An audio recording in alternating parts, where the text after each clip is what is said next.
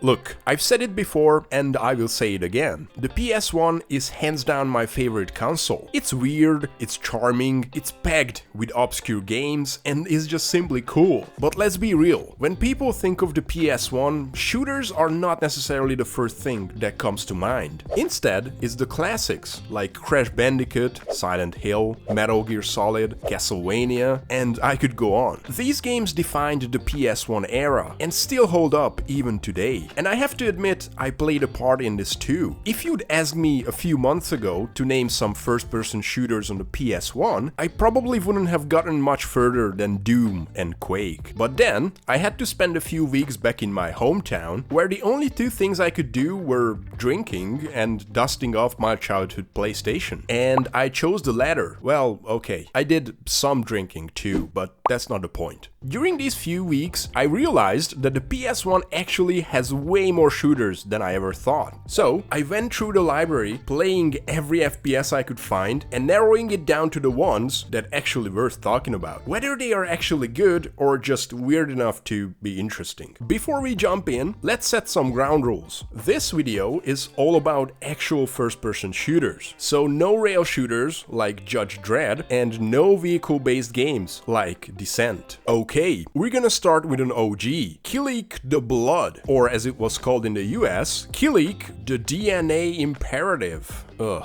I have no idea why they renamed it like that. Those guys do some weird things over there, am I right? Okay, I think I just offended 60% of my viewer base. Please don't click away, I will buy you a Costco hot dog or something. Anyway, the reason why Kileak is first on this list is simple. It was the one that started everything. It was a launch title for the PlayStation 1 in Japan back in '95, so I felt like it deserves a mention. It also came in one of those long box cases in the US. God, I wish we had these in Europe. They look so cool. Now, Kileak is as Japanese as it gets. It was developed by a fully Japanese studio called Genki. No, not Janky, but I love their logo. Magnificent MS Paint work, boys. These guys had some epic releases like Jade Cocoon on the PS1, Kango on the PS2, which was kind of a Bushido Blade successor. Watch my video about that, by the way. But now, let's see the game. Right, so the menu is very minimalistic. You will notice this throughout the video, but these early shooters were not exactly story focused. That said, Kileak does have a simple story. We play as a peacekeeping soldier called Matt Coda. Coda is on his way to the South Pole to investigate a secret lab run by an evil scientist named Dr. Kim. It seems like Dr. Kim really wants to keep his experiments a secret because he shuts down the team's helicopter. After crashing in the middle of nowhere, we have no choice but to enter the lab alone. Well, technically not alone, we still have a radio guy, Carlos. He can give us really useful tips like exercise extreme caution. The enemy is everywhere and attacks without warning. Thanks, Carlos. Okay, so this is how the game looks. Minimap on the top right, ammo and weapons on the bottom right, health and energy in the bottom left, and no visible weapon. That sucks. But hold on, what is that noise? Oh, that's just Kileak's way of showing enemies are nearby. No, not annoying at all. The energy constantly drains throughout the levels, and if it hits zero, we instantly fail the mission. Yeah, I'm not a huge fan of this mechanic, but at least energy stations are fairly common, so I can live with it. The levels feel super claustrophobic, with the tight corridors and lots of similar looking rooms. The levels are also pretty similar to each other. There is always a theme, and you will see that theme for a few levels. For example, Blue Cave, Gray Cave, Brown Cave, and Yellow Cave. Wow, so creative. But even though they are quite repetitive, levels can be really complex. I got lost so many times, mostly because everything looks the same. Without the actual map, you are basically doomed. In terms of gameplay, Kileak plays like most of the 90s shooters. Walk down hallways, shoot enemies, flip some switches, which are actual cutscenes by the way, and they look pretty cool, shoot more enemies, recharge energy, and repeat. I'm not gonna lie, lie, Kileak didn't exactly blow me away. It's a really early PS1 title, and unfortunately, it feels like one. I wouldn't have a problem with the simple gameplay if the enemies and level variety were a little better, but the whole game feels a little bare bones. Music has some huge bangers though, I love that. Until you have to listen to the same track for 15 minutes.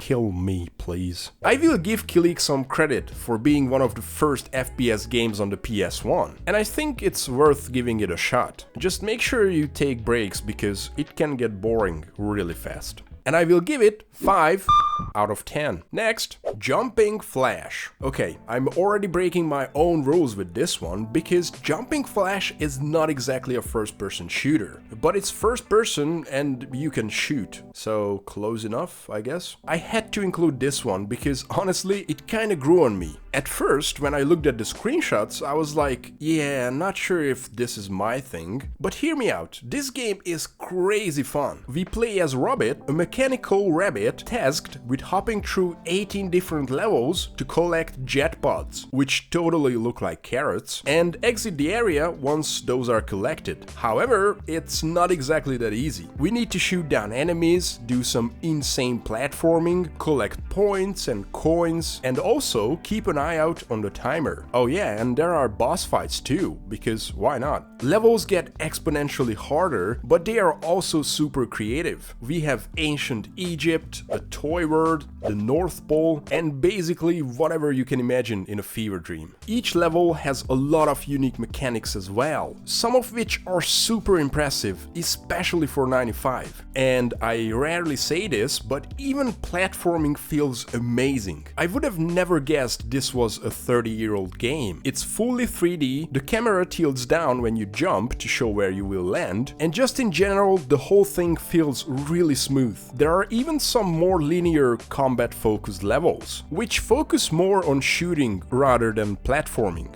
These levels can actually feel like a proper FPS with a twist. Okay, there is not much else I can say really. Jumping Flash is a super fun, super challenging game that everyone should try at least once. The whole thing takes about an hour, and trust me, you need to experience collecting giant carrots while listening to this music. Yeah!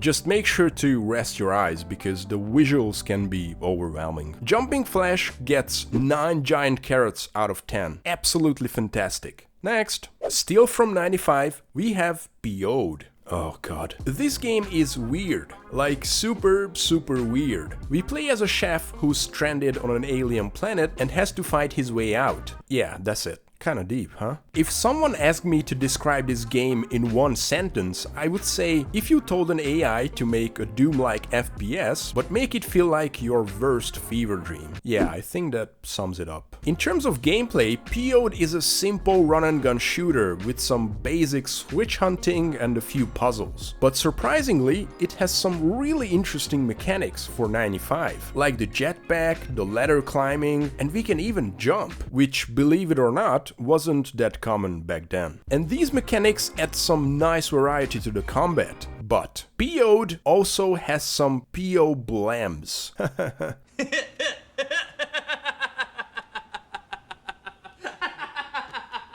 The whole game just feels like a half-baked mess, with the unfinished textures and, let's just say, interesting level design. I have a feeling they started this as a hobby project or a gag and just somehow ended up releasing it. In terms of weapons, we have everything from crazy alien guns to a frying pan. Yes, a frying pan. And don't even get me started on the enemies. They are by far some of the most annoying enemies I've ever seen. But I have to admit, they are kinda funny. Like this guy. It's literally an ass on legs. Okay. Now imagine these things running around like headless chickens, and that, combined with the wobbly PS1 textures, actually made me feel sick. The good thing is, Night Dive Studios remastered PO'd last year, and it actually looks amazing, but I don't think anyone asked for it. They even added a 3D map, which saved me from getting lost so many times. So yeah, if you wanna play something really weird and unique, I guess PO'd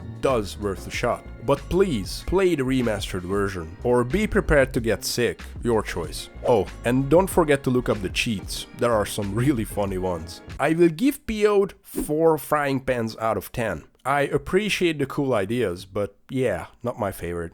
Next. You guys know I love the Alien movies, especially the first one. And when it comes to Alien games on the PS1, Resurrection will always be my favorite. Honestly, I would even say that's one of the best games ever made on the console. But that's from 2000 and we are still in 96. So let's check out the other Alien game, Alien Trilogy. There is no big plot here. We just mostly get the objectives in a text format before every mission. These are loosely related to the first 3 Alien movies, but when I say loosely, I mean that. There are also some CGI cutscenes, but well, just look at this.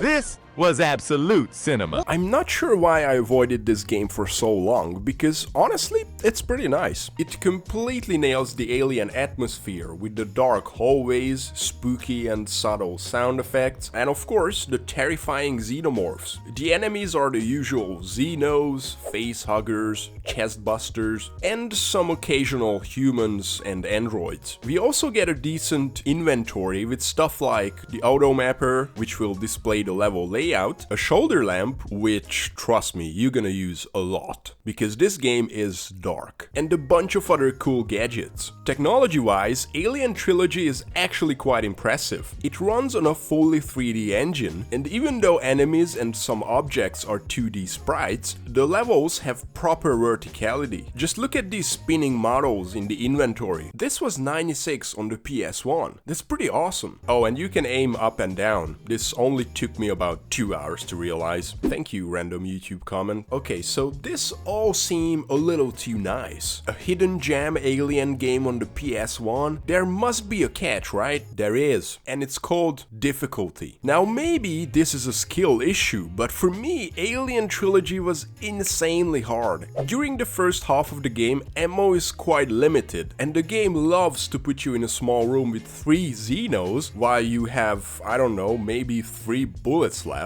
Which is fine because the pistol has infinite ammo, but if you run out of ammo, it only lets you fire 1 bullet at a time. Yes, 1 bullet. Come on, what kind of game design is this? I've never seen anything like this before, it's so frustrating. So after all this, you're probably looking at my footage thinking, wait, if ammo is so limited, how on earth do you have more than 900 bullets? Well, after studying the game for hours, analyzing mechanics, and implementing my 1000-year-old gamer knowledge, I managed to crack the code. Nah, I just cheated. Yeah, fine, I admit it, I cheated. Are you happy now? I used the ammo and the shoulder lamp cheat, and you know what? I have absolutely no regrets. Okay, so final thoughts. Alien Trilogy, you're not so bad after all. You will still only be my second favorite Alien game on the PS1, but you can stay. Oh, and your soundtrack is amazing. I could listen to it for hours.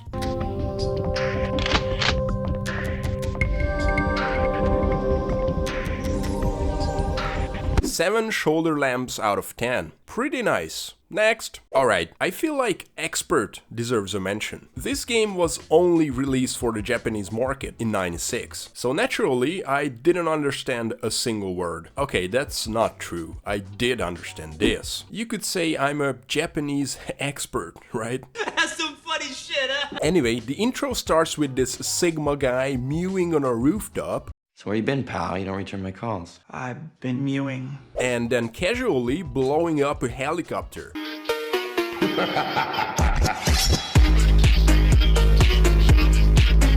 God, I think I need to stop watching TikTok. Then there is a little yapping and some exposition dump, and yeah, I still have no idea what's going on. The game lets you select a loadout before every mission, which I honestly loved. I mean, they are presets, but still pretty cool. Then we get this trippy loading screen. I'm pretty sure these guys used every effect available in Windows Movie Maker. Good job. And here we go. We start off with a shootout in a parking garage. Side note, love these skylines, dude. And basically, this is Expert. A light-hearted, fun little shooter with epic weapons, interesting characters like Samurai Jack and Sub-Zero, night missions, cool music, and there is even a love story in the plot. Not that I understood any of it. I think the story is actually pretty interesting, since there are a lot of cutscenes. So if anyone speaks Japanese, please translate. One thing I really liked is that Expert doesn't want you to kill everyone. Most missions have hostages, and shooting them will fail the mission. I think? I'm a good guy, I never actually tried it.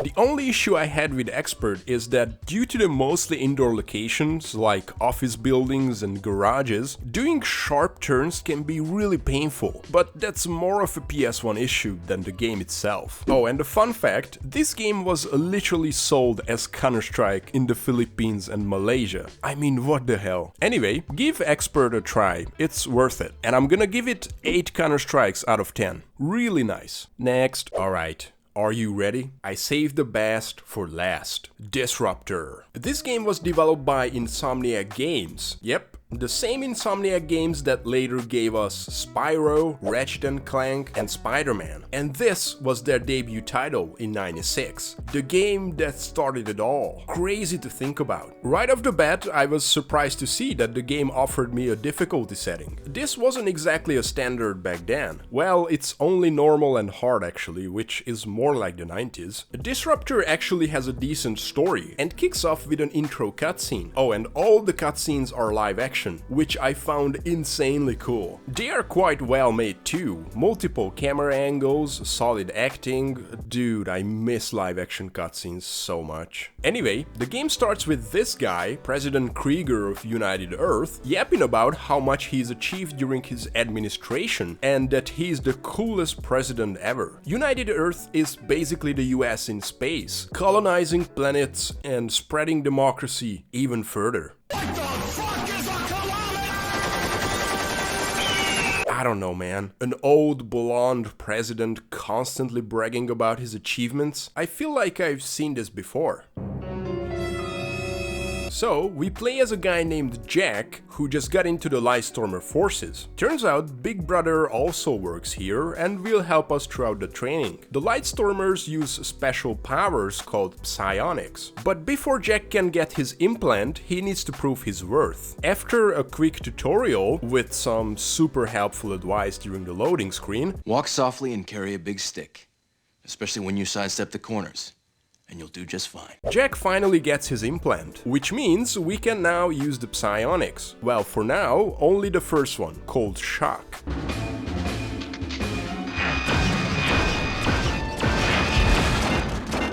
Holy crap, this thing slaps. You are seeing this right, ladies and gents. A shooter from '96 where you can cast spells. Crazy. From here, Jack goes on various missions across different planets, like Mars, which is one of my favorites. This is a no weapons mission where we need to entirely rely on psionics. And also Triton. Actually, Triton is a moon, not a planet. Oh god, shut up. The story also progresses. Jack gets promoted suspiciously fast, gets betrayed, I think you know by who, falls in love, and yeah, overall it's a solid story. And I love the fact that they built this whole universe around the game, with live action props and characters. I wish studios still put this much effort into games. One of the coolest missions is where we have to fight through Jack's own nightmare. Like, come on dude, that's awesome. I don't like throwing around the usual "this game was ahead of its time," but yeah, This game was ahead of its time. Just think about it, a proper story, cheesy live-action cutscenes, unique weapons and level design, psionic abilities that actually have variety, like healing, shields, energy drain, and later on, even a crazy powerful blast. If I really had to say something bad about the game, I would say the final boss was really underwhelming. It lasted like 15 seconds. Just like, I wanted to do a sex joke here, but I think I've done that before.